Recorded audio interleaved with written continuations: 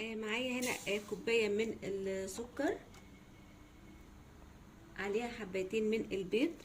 كل المكونات بتاعتي بدرجة حرارة المطبخ طبعا. نص كوباية من الزيت النباتي بالشكل ده كده. كل المكونات على بعض مفيش اي مشكلة خالص. معايا معلقة صغيرة من الفانيليا. هخفق كل المكونات مع بعض عشان السكر يدوب.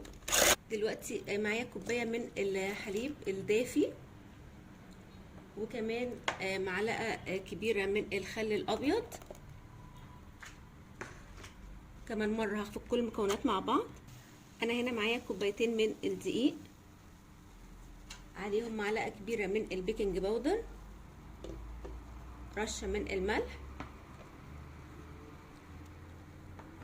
هخلط المكونات الجافة مع المكونات السائلة بالشكل ده كده.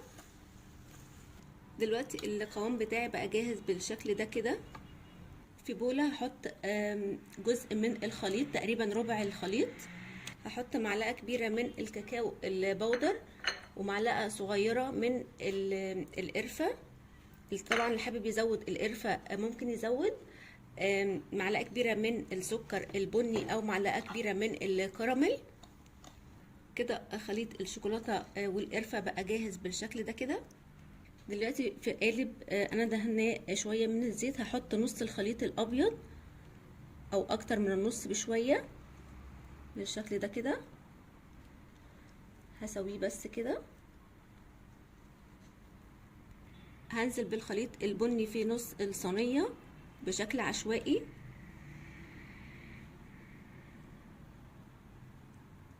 دلوقتي بقى هنزل بباقي الخليط الابيض كمان بشكل عشوائي بالشكل ده كده. بحاول بس اغطي الخليط البني كده بقى بشكل عشوائي. بالاسباتيولا بتاعتي هعمل خطوط دائرية كده بشكل عشوائي. دلوقتي انا مسخنه الفرن على درجه حراره 180. هحط الصاج بتاعي على الرف الاوسط. كوبايه من الحليب المكثف المحلى، ممكن تبقى نص كوبايه حسب الذوق بالشكل ده كده. معايا نص كوبايه من الجبنه الكريمي، او ممكن جبنه مثلثات او مربعات، الجبنه المتوفره عندنا. ونص كوبايه من القشطه. هخفق كل المكونات دي كويس جدا مع بعض بالمضرب الكهربائي. دلوقتي هحط رشة من الفانيليا، وعليهم معلقة كبيرة مليانة من الكريم شانتيه، ده خام. اللي حابب يحط بالسكر مفيش اي مشكلة خالص، بس لازم نظبط السكر. دلوقتي الصوص بتاعي بقى جاهز معايا بالشكل ده كده. دلوقتي الكيك بعد ما طلعت من الفرن سبتها تبرد. هقسمها قبل ما احط عليها الصوص. ننزل بالصوص بتاعنا على الكيك بالشكل ده كده. لازم تجربوا الكيك دي، طعمها حلو قوي قوي قوي قوي، والصوص ده طعمه تحفة جدا. هسيبها شوية بس عشان الصوص يتغلغل جوه الكيك كلها.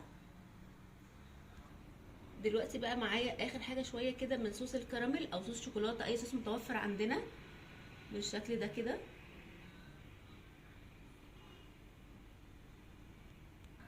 دلوقتي كده بالخلة شكل اي شكل عشوائي بالشكل ده كده. موضوع سهل جدا ولكن طعمه حلو جدا جدا. وبكده الكيك بتاعتنا بقت جاهزة معانا. عايزه اقول لكم شكل وطعم وريحة وكل حاجة بجد حلوة جدا. وبكده الكيك بتاعتنا بقت جاهزة معانا. قد ايه هشة وطرية وطعمها حلو قوي، والصوص كمان طعمه حلو جدا جدا. وصفة سهلة وبسيطة، يا رب تكون عجبتكم. واللي عجب الفيديو يا ريت يسيب لي رأي في كومنت. والسلام عليكم ورحمة الله.